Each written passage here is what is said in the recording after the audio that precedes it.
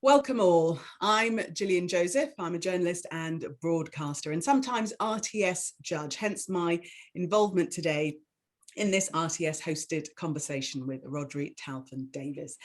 Thank you for joining us. Before we start our fireside chat, minus the fire, I'd just like to let you know that Rhodri will be taking your questions at the end, which you can submit via the Q&A tab. So do think ahead as to what you would like to ask him. So who is Rhodri Talfan Davies? Well, Rhodri is the BBC Director of Nations, and he also sits on the BBC's Executive Committee. He started the role in January this year and leads all the work serving nations and local audiences across Scotland, Wales, England and Northern Ireland. He also has additional responsibilities as Director of BBC Wales. The BBC Nations division is one of the largest divisions in the BBC and produces a range of content across television, radio and online across all of the UK and globally. Rhodri joined the BBC in 1993 as a news trainee all those years ago, spending the next 6 years as a newspaper reporter and producer at a number of BBC centres, including Newcastle, Manchester and London. While in London, I believe Rhodri and I worked together at Newsroom South East when I was a news presenter there.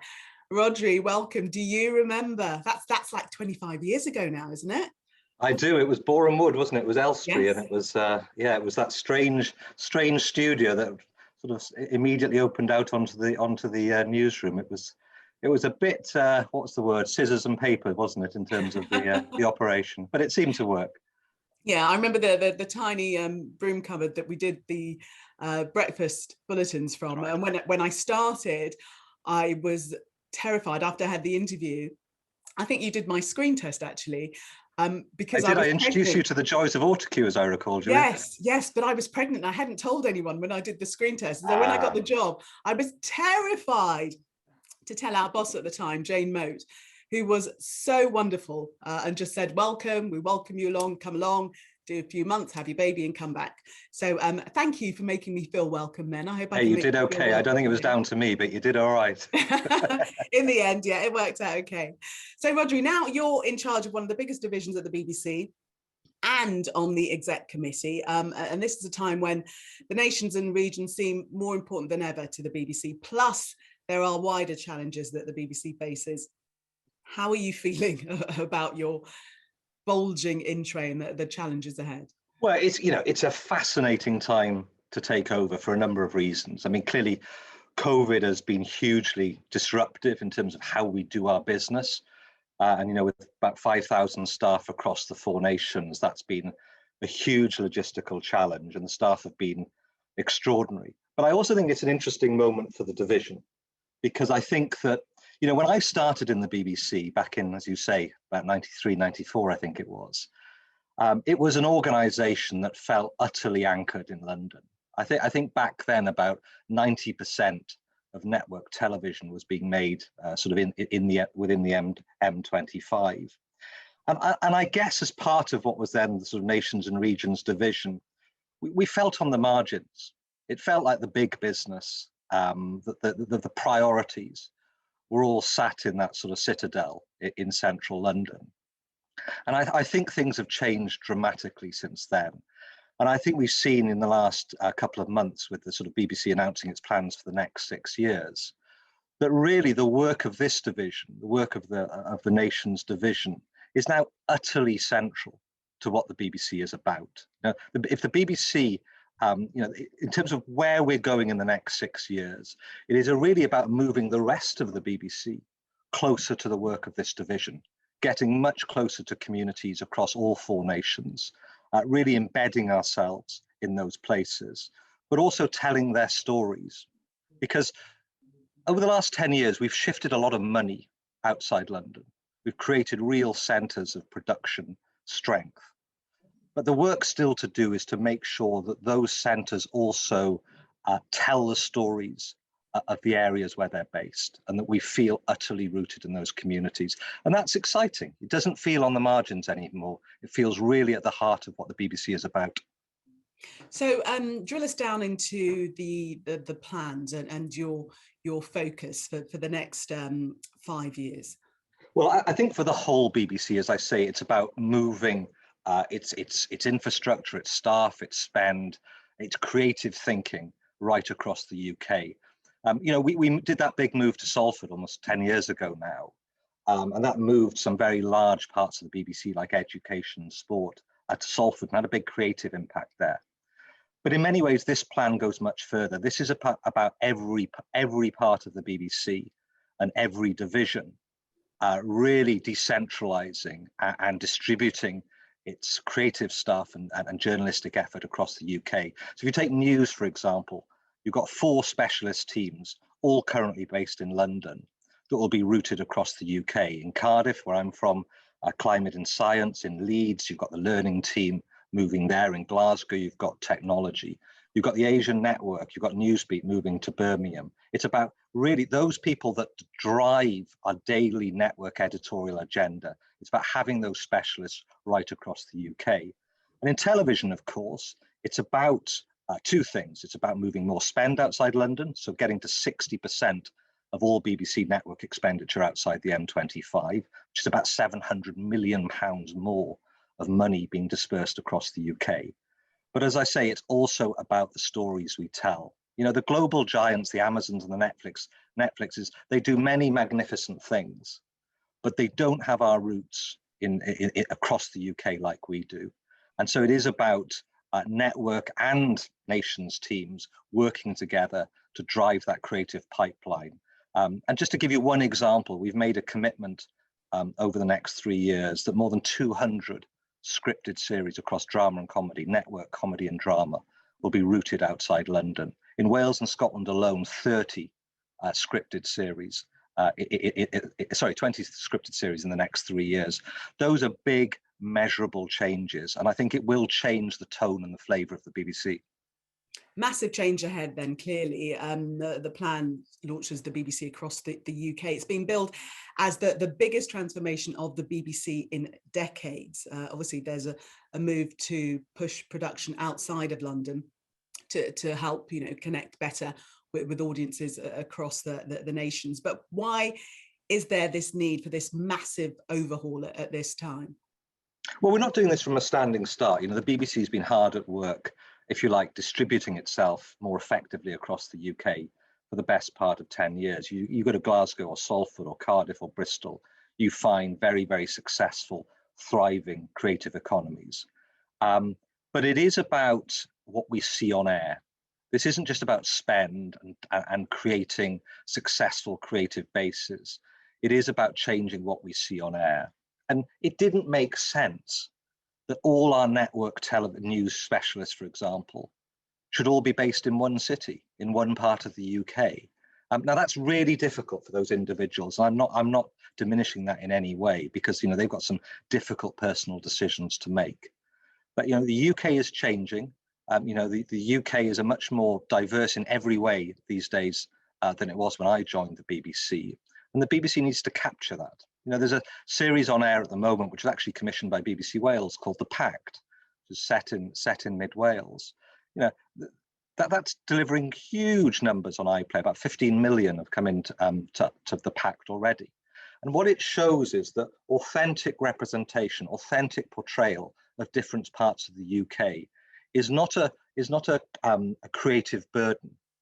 It actually it can cut through with audiences if the quality is there, if the writing is there, if the casting is there. And that's what we want to do more of. We want people to look at the BBC in 2 or 3 years and look across scripted, across factual, across comedy, and feel that this is a BBC that is embracing talent and embracing communities in every part of the UK. So it's a big shift from just focusing on where our economic footprint is. Will simply moving departments out of London, though, is that going to lead to substantial change? Well, I think that's the test, isn't it? I mean, I think that you have to get the fundamentals right. You have to make sure that your staffing, your commissioning, your editorial focus feels genuinely decentralized and distributed across the UK. And I believe, and I would say this as wouldn't I as the Director of Nations, that we will see that over time reflected in the tone and the flavour of what we produce. I think you've seen that, for example, in Salford with Breakfast News. It feels very different from other network news brands or other parts of the network news stable.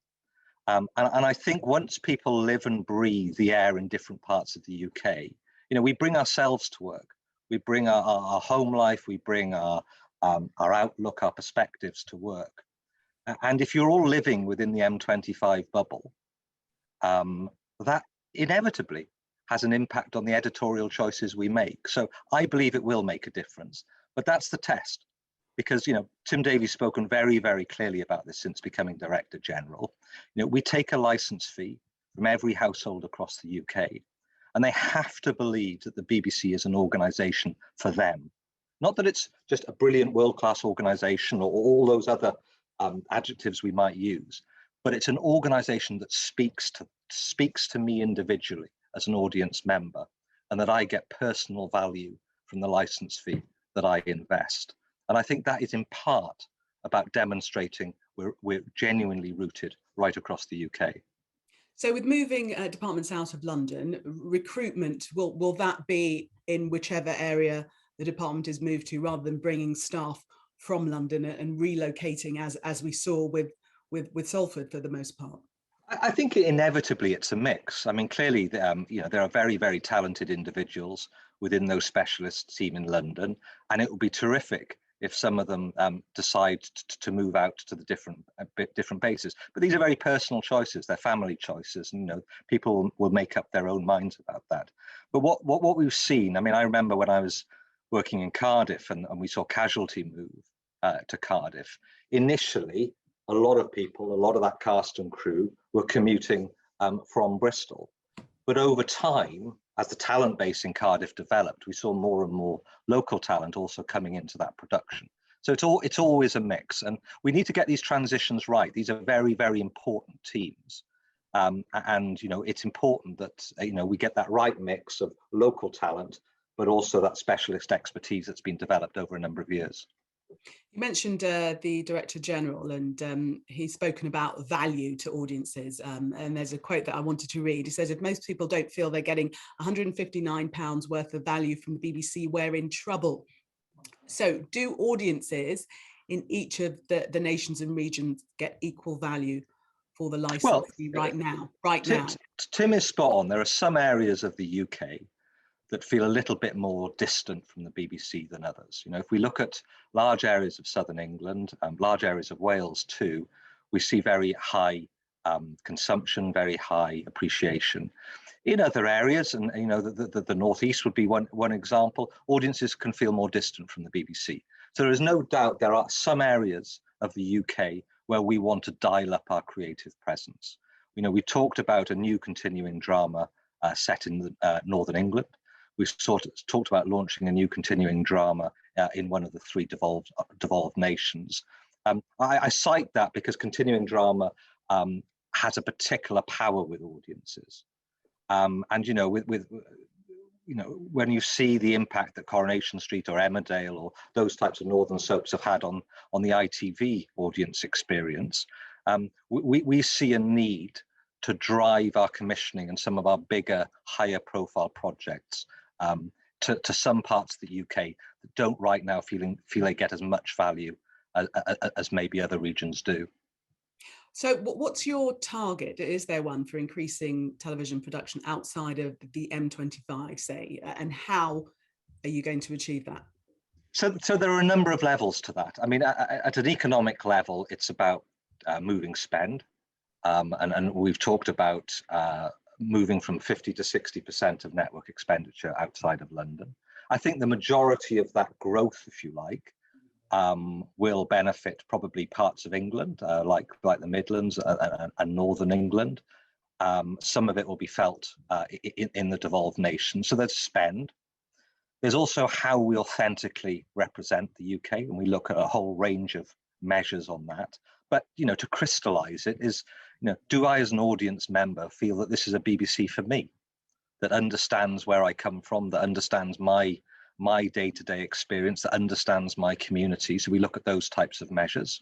And then for the first time, we've put really clear measures on the number of projects that we want to deliver. As I say, we're talking about more than 200 projects, scripted projects across drama and comedy.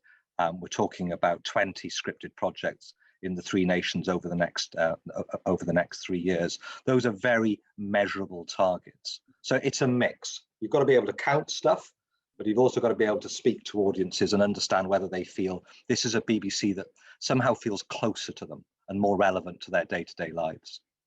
And how do you ensure that the benefit is spread evenly across the country, not just in specific areas, you know, like Salford, Cardiff or Birmingham? I mean, how do you, it's a difficult requirement. It's really difficult. How do you do that? You've got to strive towards it. You have, and it's a mix of things. You know, in the end, in terms of major regional bases, there's only so far that you can sort of spread the jam, as it were. I mean, we have across the UK plan been very clear that we want to do more in the West Midlands. We've talked about the Asian Network movement. We talked about Newsbeat. We're talking about major primetime drama and factual series also coming out of the West Midlands. So that was an area that we saw a particular deficit. I'd love us to do more in the northeast of England. I mean, I spent much of my childhood in Newcastle, and it was a huge creative centre with a sort of, at the time, with Tyne Tees and other players there. And I think there's more creatively that we need to do in that space. And of course, the devolved nations, you know, the UK is changing. We need to make sure we stay sensitive to the distinctive requirements of those three nations and do as much as we can to continue to build those economies in Glasgow and Belfast and Cardiff. But look, there is no secret sauce here. I mean, you know, having spent 10 years running Wales, I can tell you that North Wales felt very distant from Cardiff. And so whatever level you go to, there's always somebody else who's feeling that the distribution isn't quite fair enough. I would add to that, there's also what we do in this division and what we do locally. And we've been very clear in this plan that we want to serve some communities with a new tier of local services. So we talked about additional local radio programming in Bradford, in Wolverhampton, in Sunderland, and we're looking at a number of other areas. So at a local level, there is more that we can do to root ourselves across the UK too. But you're right, Gillian. It's like painting the fourth bridge. You've got to make sure you're making progress, but you never quite get there. Will areas that currently don't have a plethora of independent production companies, will they see any change? Because I mean, you mentioned the Northeast, and they don't have that many production companies. Is there enough of a base to actually use that as a launching pad? I mean, how will you encourage? I think there's a real building job to do there, and I think it's not one the BBC can do on its own. We need to work with our regional partners in that area in Newcastle and Sunderland to really think through what's going to work. Because as you say, the independent base in that area, the independent production base has declined over the years. And so we need to think about what the right mix of programming is. We need to think about the skills development, the talent pipeline. But we've got experience in doing that. You know, we've done that in other major regional centres. But I think we need to roll up our sleeves and get on with it, because I think of all the areas I've worked in Manchester and Bristol and Newcastle and London, that distinctive regional identity of the Northeast it's not just a fantastic place to live. There's enormous creative talent there, and we're missing out on it if we don't really work with partners to see that region better reflected on screen. Can you say what you are or will be specifically doing to stimulate the television sector in areas like the Northeast? Well, there are a number of areas. We've already been talking about digital expertise in the area, but we'd like to go beyond that in terms of creative projects. And so we'll be sitting down literally over the next few weeks, talking with agencies and sectoral partners in the region to think about what the right mix is. As I say, there are many terrific partners there. I mean, I think of Sunderland University and other partners who are chomping at the bit.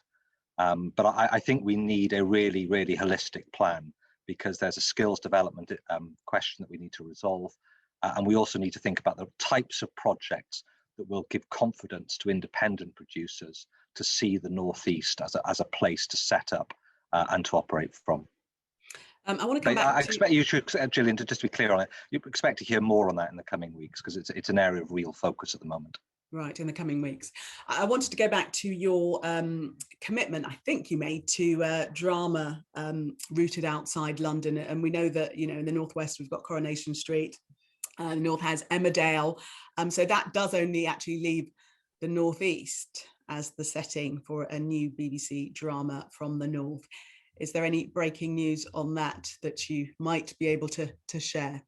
No, we'll be looking at the options. Obviously, the BBC doesn't have any major continuing drama presence across the whole of the North, whether that's Northwest, Northeast, or Yorkshire. So we're looking at those options at the moment. But it would be premature for me to speculate on where we might land that particular plane. In development, I think, is the that's the word. is the phrase. Yeah. There's also talk of a bespoke BBC One for each of the three northern regions. What does that actually mean in practice? Well, at a very simple level, it means that in terms of the continuity, in terms of the on-air continuity, that we want that to come out of the north. And give BBC One a northern voice in terms of how BBC One is presented. But it also means that we would be able to market and give prominence to programmes and series that maybe have greater resonance in Northern England than they might elsewhere. So it's about, if you like, tailor making the channel and the feel of the channel for that area. But alongside that, we do, within the Nations division, we do a lot of commissioning in Northern England. Angels of the North was a project that came out of BBC England. So we're also looking at what types of creative projects also might resonate more with audiences there than elsewhere. Clearly, a continuing drama would be a big part of that play as well. But the first step is to get BBC One up and running in HD for Northern England, but also to give it that continuity and marketing stamp that feels rooted in the area. So using continuity announcers in each region with a local accent, I mean, some might say that's a little bit condescending and is really very, very superficial change to make. Well, it would be superficial if we weren't also radically shifting our focus in terms of what we're commissioning across network television. So, if I was to say, well, let's give BBC One a northern voice, but we didn't have a pipeline of exciting creative projects rooted in Northern England, that would be one thing. But as I say, the whole focus of across the UK, particularly, Northern England, a particular area of focus is to make sure that pipeline is really full. So I think we will see two things happen in tandem. One is that BBC One regionalisation, if you like, but side by side with that, a real shift in editorial focus for our network productions. This overall 5-year plan, I mean, it's an issue that could have been addressed years ago. Why actually has it taken this long to address the fact that, the BBC needs to be all things to all people, I suppose, across the nation? Forgive me being a little sensitive on this. I don't think we're doing this from a standing start. As I say, when I joined the BBC in the early 90s, 90% of network production was based within the M25. Today, it's down to 50%, and we're saying we're going to take it down a further 10% to 40%. So we're not doing any of this. This plan is not from a standing start. If you look at the development of our creative bases in Bristol, in Cardiff, in Glasgow, in Salford particularly, those have been big, significant shifts. We're now spending pretty consistently between 17 and 20% of our network television spend in the three devolved nations. We were nowhere near that 10 years ago. So there has been a significant scale of change already. What across the UK recognises, and partly a recognition of the fact the UK is changing, is that in order to demonstrate we can deliver audience value to everybody, part of the answer to that is taking another step in the decentralisation of the BBC. And that doesn't mean that London won't still be a very, very significant creative base for us. But there was simply an imbalance, and it's across the media sector, and it's a very British thing, the over-centralisation of media in London is a particularly British feature. And I think the BBC, of all organisations, needs to really set the standard in terms of harnessing the talents of the whole UK and demonstrating we're there for everybody. The Director General has talked about the BBC being a genuinely UK-wide organisation that moves not just people, but power and decision-making to the UK nations and regions. Is this the BBC's own version of the term that we've become very familiar with, levelling up? No, I don't think so. But let me give you a really practical example of what that means. So, and I've been part of this. So for the last 10 years, there's been an internal debate in the BBC about where network commissioners should be based. And many of us, including myself, well, we need more network commissioners in Cardiff, or we need more network commissioners in Glasgow. But actually what we've said across the UK is something very different, which is we're going to use the commissioning teams, the very skilled commissioning teams we have on the ground already, making programmes for Welsh audiences, Scottish audiences and Northern Irish audiences. We're going to use them to support our network commissioning. So for the first time, we're taking money from the BBC content budget, we're taking money from the BBC Nations budget, and we're putting that together into a co-commissioned pot, where the local commissioners on the ground will have a very big say in network level projects. And that feels right to me. That feels very reflective of how the UK is. This isn't about parachuting in sort of London specialists into the devolved nations. It's about recognising we already had that expertise on the ground. And rather than those teams just being focused on programmes for their specific devolved nation, give them a big role in network commissioning. And as a result of doing that, we think we can more than double the number of co-commissions we're doing between the network and nations over the next 2 to 3 years to more than 20 million. So this is a very significant shift in how we think about where power and decision-making lies. And in a sense, it's about trusting those individual devolved nations to make decisions that not only work for them and their audiences specifically in those 3 nations, but can also resonate right across the UK. And there's plenty of existing examples. Guilt in Scotland, Keeping Faith in Wales, the success we've seen with PACT recently, Angels of the North. Commissioners on the ground have a real skill for not only identifying stuff that feels locally relevant, but that can work right across the UK. Do you identify a big difference between making programs in a region for network and making dedicated regional programs? Clarify the difference for me and what the merits of each. There are differences. Sometimes I think the differences are stressed more than they need to be. I mean, we were very deliberately in Wales over the last 4 or 5 years really focused on co-commissions because we wanted to see more drama portrayal of Wales. And therefore, it made sense to work with our network teams to pool resource to drive drama. But inevitably, in each of the nations, there are, in current affairs or in cultural events, in sporting, live sport, for example, in news, there are plenty of examples of genre where you would want to make sure you're still able to deliver national services in each of those nations that isn't necessarily being seen across the UK.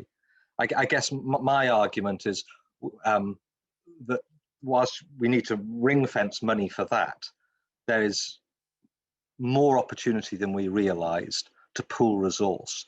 And actually, what we see is when you get authentic portrayal right, it tends to work across the UK. I mean, audiences love programmes and series that feel really rooted and of a place.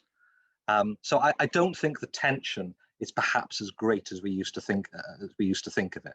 But within this co-commissioning model I've just described, it's certainly the case that each of the devolved nations is keeping money for projects that they think are particularly resonant or relevant just for their national audience in their country. And I think it's about a mix.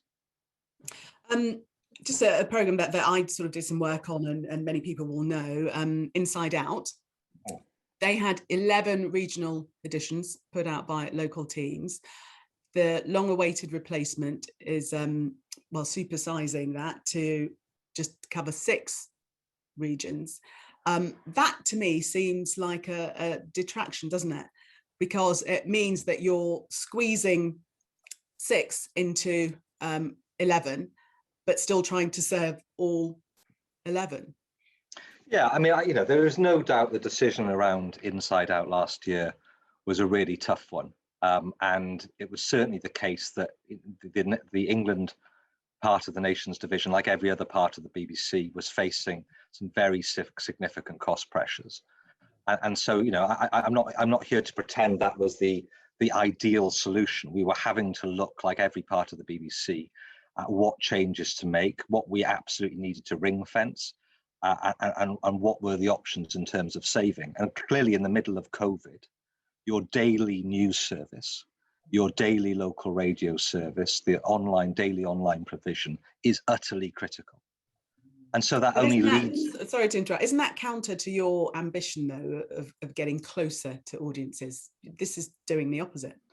Well, there's no doubt that, the current affairs is an important part of the mix in England. I guess all I'm saying is there was a financial reality that the whole BBC faced last year. And England, I've made more than 100 redundancies in Wales as well, similarly in Scotland and Northern Ireland. Every part of the BBC was having to make cost reductions. And in the end, you have to make some difficult decisions. We've got to remember in all of this that the BBC has delivered about £1 billion of efficiencies over the last 10 years. We haven't seen that real terms increase that would have protected our services. So I'm not ducking it. But what I would say is that as taking over the division in January, both Tim Davie and I are really clear that what we need to do in local is grow. It's not about circling the wagons. It's not about just defending what we have. We need to think about how, given the way that the UK is changing, that we dial up our local services. We think radically about how we're going to grow our appeal and deliver more touch points to a bigger audience more often locally. Now, radio is part of that, but I don't think it's the only answer. And I think maybe for 15, 20 years, when we talked about local, we were just talking about local radio. Online has developed, social media has developed. We need to think about what that portfolio of local services looks like. And Tim and I are really clear, we want to invest. As part of across the UK, we're looking at genuine investment in local services, and we're also thinking about what the right mix is. And part of that will be more localized radio services. I've mentioned Bradford, Sunderland, and Wolverhampton, but we want to go beyond that. But I can't pretend to you, Gillian, in the difficult financial environment we faced last year, we didn't make some decisions that were painful. They were painful for the individuals involved, for sure, but they were also really painful editorial decisions. Now, Inside Out had been going a long time. The truth is it probably needed a refresh, but I want to make sure when we announce our local strategy, that ability to focus on long-running stories and digging in deep to stories is a big part of our local mix. So, we'll come back to that. Let's look at one of the other strands, which is protecting democracy and tackling misinformation as part of this 5-year across the UK. The BBC's already funded local democracy reporters. Now this is to be expanded, I believe, with community reporters. What will they be covering, and where will their material end up? Well, just on the local democracy reporter scheme, because for 5 or 6 years there seemed to be that tension between the BBC and local commercial publishers, and clearly the structural challenges that many publishers were facing, pose really significant financial pressures for them. So the local news partnership, which now has 165 license fee funded reporters sitting within commercial local publishers, that's had a real difference, made a real difference. They're producing thousands of stories that are being published across more than 800 licensed titles. So I think that's been a big success. That's not just me saying that, and the BBC saying that. That's what we're also hearing from the commercial sector. In terms of the digital community reporters, I think, if I'm frank, I think the thing that hasn't had sufficient focus, particularly in England, in past years, has been how the BBC serves online audiences. If you take local radio has done an extraordinary job during COVID, but it typically reaches maybe 13, 14% of audiences on the ground locally. Now, I don't believe that the only people interested in local news, local information, our local radio listeners. And so we need to think about how we invest in order to touch more lives. And part of that, I think, is about strengthening our online provision.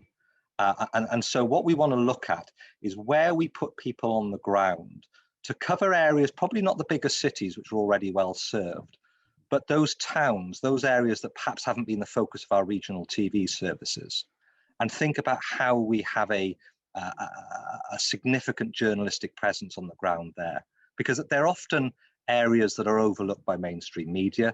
They're often areas that have very particular challenges. They often have very particular sporting passions. So I think there is an opportunity for us to really deepen the online experience for our audiences, but also to personalize BBC News online, to make sure that local is much more front and center in that user experience. Because I think at the moment, if I'm honest, you have to kind of search around for the local content. It's UK first, and then go and find your local. We need to offer a blend to users, and I think that will feel much more locally relevant to them. Now, democracy relies on trust in the media. Has the trust in BBC reporting been damaged long-term by Martin Bashir and the Panorama revelations, in your estimation? Well, you know, inside and outside the BBC, I think the Dyson report was, you know, a grim read.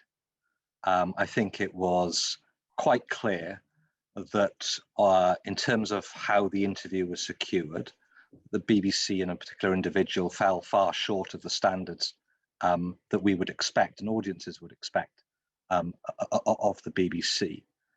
But what I would say is that I don't believe for a moment that that particular series of mistakes in any way reflects or represents the journalistic effort and integrity that I see every day with my colleagues.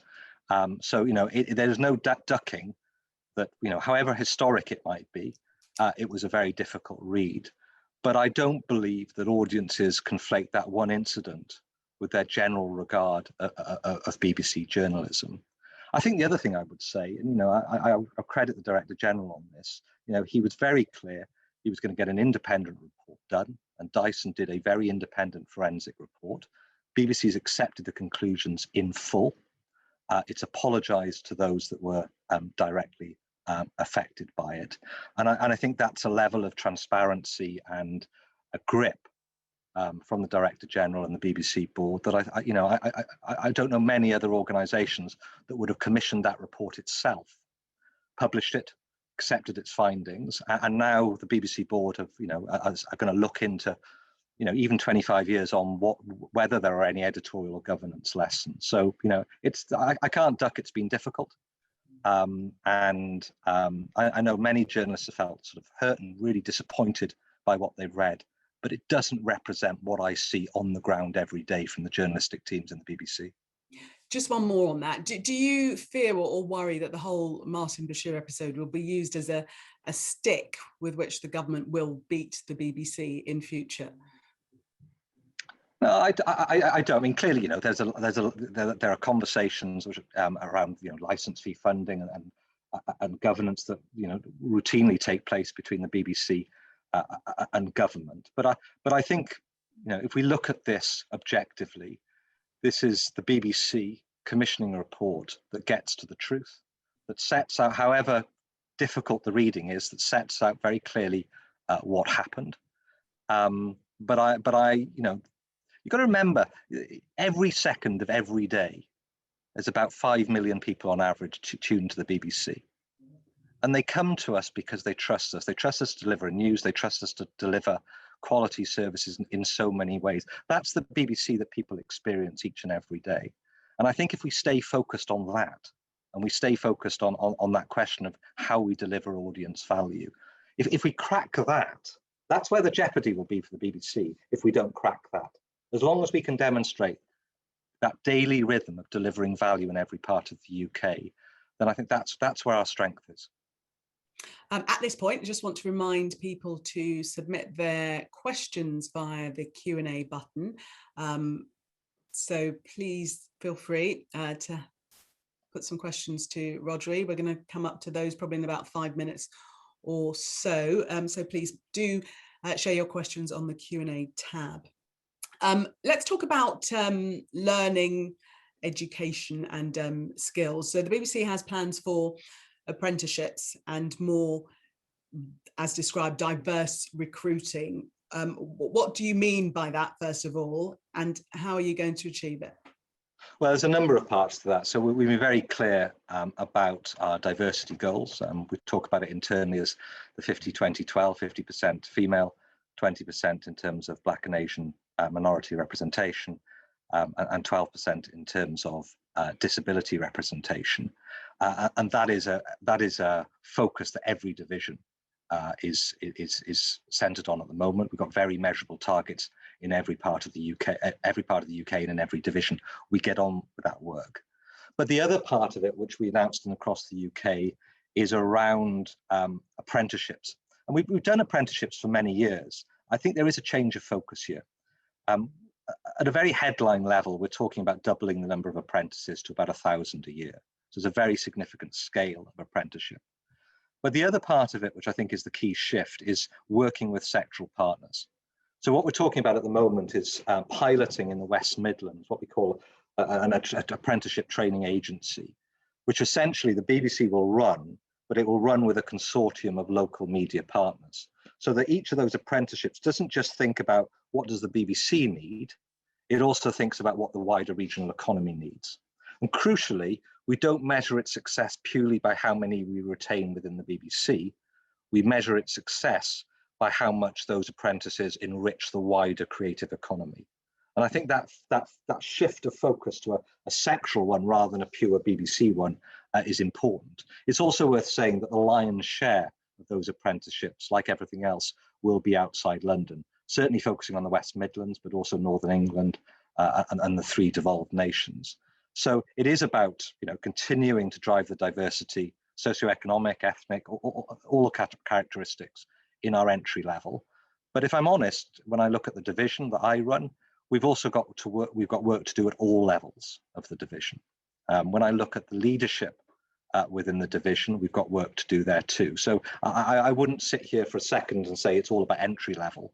It needs to be at every tier of every division that we drive it.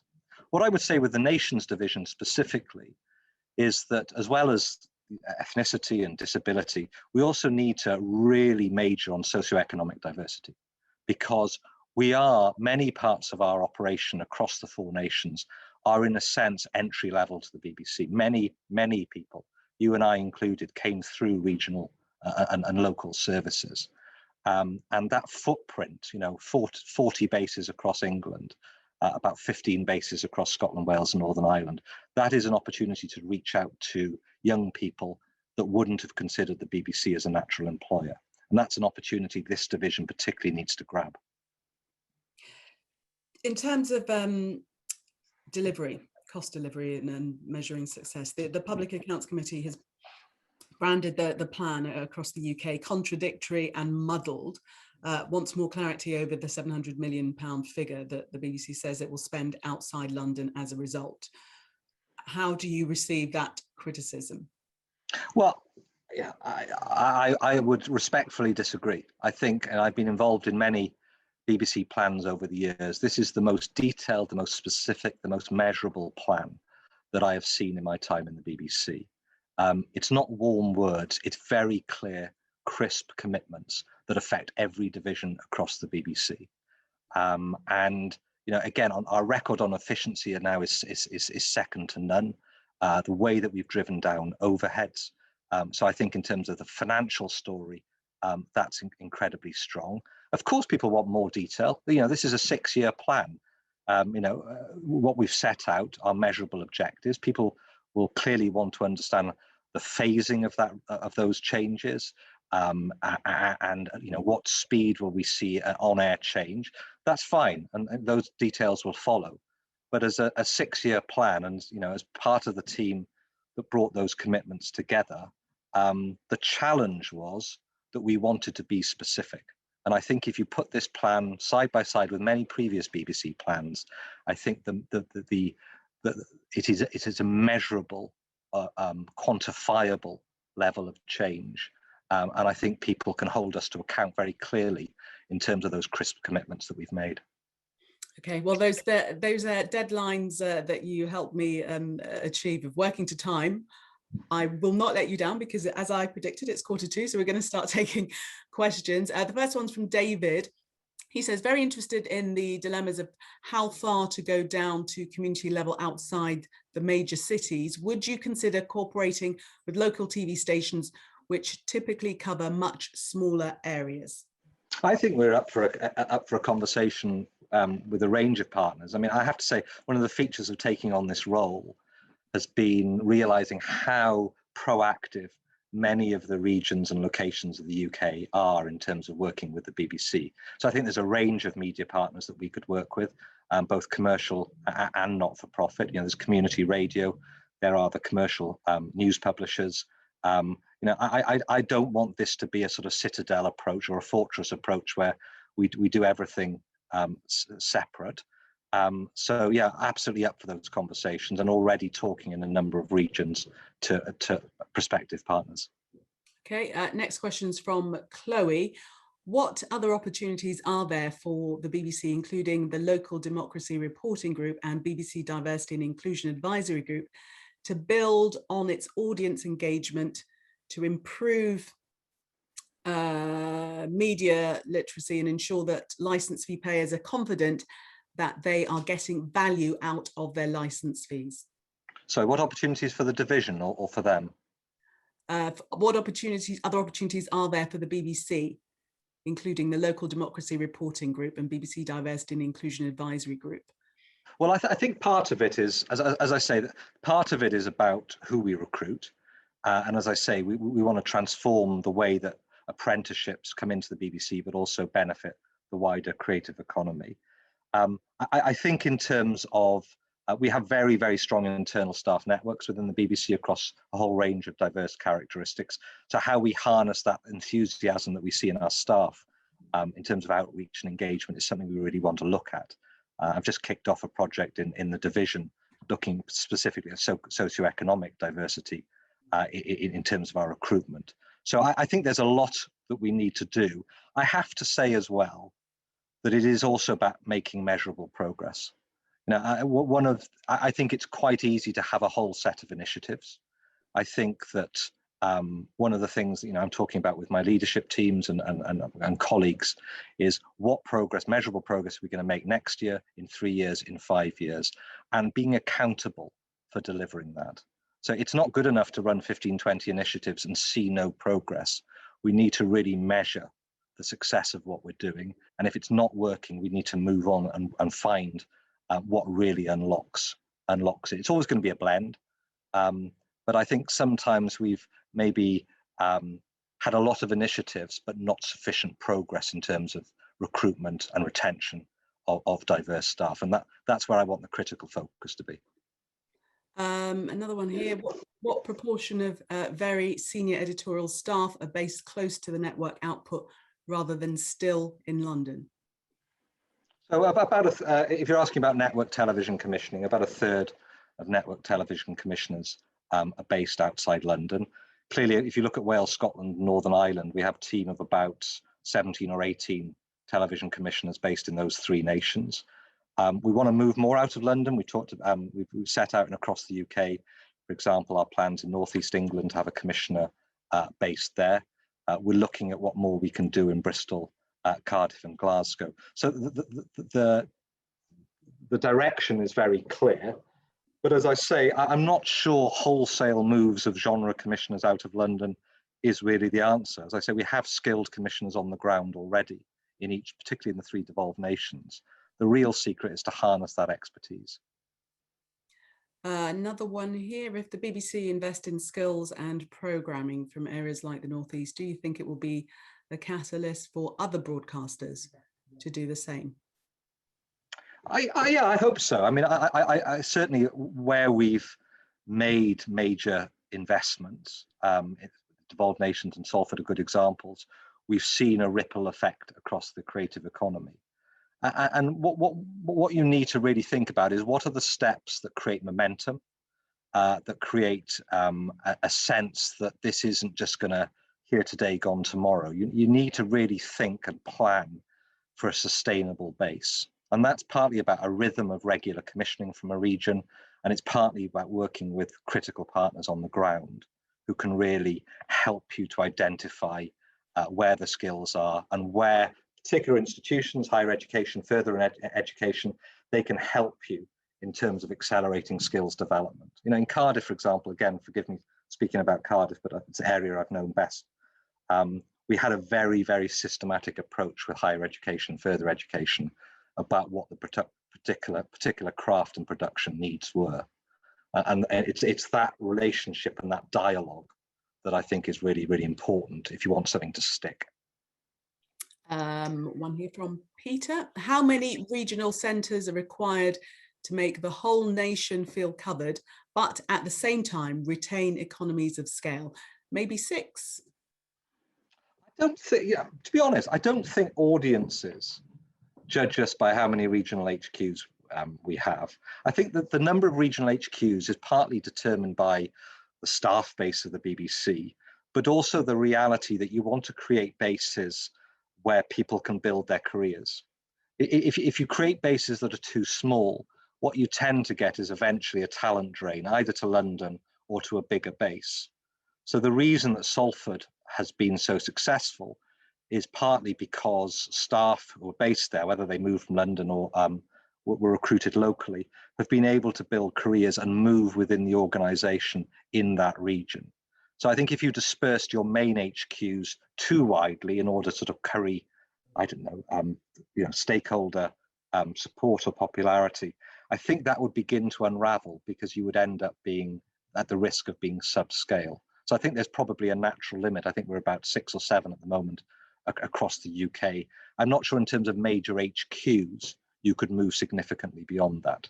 That doesn't mean that you can't serve other regions, but it's largely through thinking about commissioning and what is on screen and how the independent sector plays a part rather than big bricks and mortar projects by the BBC. Will staff apprenticeships open up to all the nations, not just England-based staff? Yes. Right, I thought that would be an easy one. So, I mean, really, the question to draw this all together is how confident are you of reaching the targets that have been set over this 5-6 year plan and delivering what you're promising? Well, I'm extremely confident that the plan that we've announced is deliverable. And I'm extremely confident that if we make those creative, tonal, commissioning changes that we've set out in the plan, that we can build a BBC that feels even closer to audiences in all parts of the UK. Not without its challenge. This is a difficult environment, incredibly competitive environment. So I'm not ducking it. As I say, there are some very significant challenges in news for individuals affected by these changes. So I don't want to pretend it's going to be plain sailing. This is an ambitious plan, and ambitious plans are rarely easy. But I think it's the right thing to do. I think it's the right thing for a national broadcaster to feel utterly rooted across our 4 nations. And I think this takes us a very, very big stride closer to delivering that. Question from Keith. What part does BBC Studios play in editorial control of network output outside London? None. So BBC Studios operates as a commercial subsidiary, but all commissioning decisions by BBC Network and by our BBC commissioning colleagues in Wales, Scotland and Ireland are done entirely separately from BBC Studios. One here, if you look back to ITV prior to the introduction of the Network Centre, there were a lot of regional non-news programmes. Should we try and replicate this? If so, who should produce them, BBC rather than ITV? What would it cost? Say 20 million per region per year, an additional 200 million per annum. Who would pay for it? I presume that's a question focused on England. I mean, clearly we have in recent years begun a level of co-commissioning between Nations Division and Network focused on England, particularly focused on the Midlands and Northern England. And as I say, we want to move to a more regionalised BBC One. Whether that moves us to commissioning even more non-news programming, I need to think about that, and I need to work with some colleagues on that. I think that the reason I'm reticent is because we're seeing with so many different projects at the moment the importance of scale. You know, we in the old days of you know, we hark back to the regional glories of ITV, and slightly forget we were dealing with 4 channels of choice or 3 channels of choice in terms of our nightly TV viewing. There is extraordinary choice and quality of choice now for every household. And the most important thing for the BBC is that we deliver projects that really deliver in terms of impact and quality. And as I say, I'm not sure I see a binary separation between programs that work regionally and can work nationally. The sweet spot is projects and programs that can deliver massive appreciation locally. I mean, Angels of the North is a good example. Pact in Wales is another example. There's hundreds of them, but also enjoy critical success and audience success across the UK. And I think that's where our focus needs to be.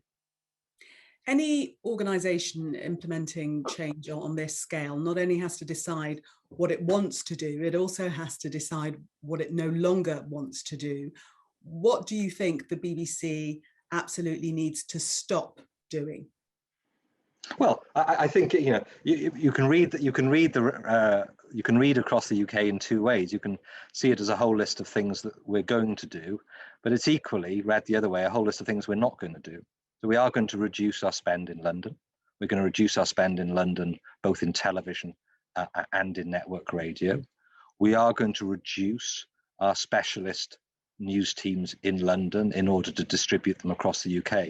So I don't think we're ducking the hard choices. These are all shifts of focus. But I think that they're, as I say, I think they're the right things to do given the way the UK is changing, and the way that I think the BBC uniquely, when we think about the sort of competitive landscape, can demonstrate its creativity is really close to audiences and communities. So, you know, I do think there's some really hard choices in this document. We clearly set them out as a positive because we think they're the right things to do. But if you're sitting in network news in one of those specialist teams at the moment, I can tell you this feels really tough. Now, the BBC celebrates its 100th anniversary next year. What do you think Lord Reith would make of the corporation today? We're all familiar with the Inform, Education, Entertain, but what do you think he would make of the corporation? Gosh, that's an interesting question. Well, he probably wouldn't recognise it in many ways. I mean, it was you know, it was the early days of television innovation, but it was largely a radio landscape. So the landscape would have changed utterly. Do I think the basic mission of the BBC has changed since Reithian days? I don't actually. I think the notion of there being a public space for the whole UK, a space that everyone can be a part of irrespective of their income, a place where there are no barriers to entry. I think that civic idea, that there is something bigger than the market itself, stands true. But do I think he'd love everything the BBC does? I suspect taste has moved on, but I think he would recognise in the integrity of the organisation, in the trust that audiences still hold for the BBC and its role in national life. I mean, you'd have to ask him, but I suspect he'd still see a lot he recognised in terms of the overall ethos of the organisation. And on that diplomatic answer, thank you so much for speaking to me, Rhodri, and thank you all for your questions that you submitted. We did get a fair few away. Good to speak to you, Rhodri. Don't leave it another 25 years. I won't. Hey, lovely to see you, Gillian. Thanks very much. Okay, thank you. Take care. Bye-bye.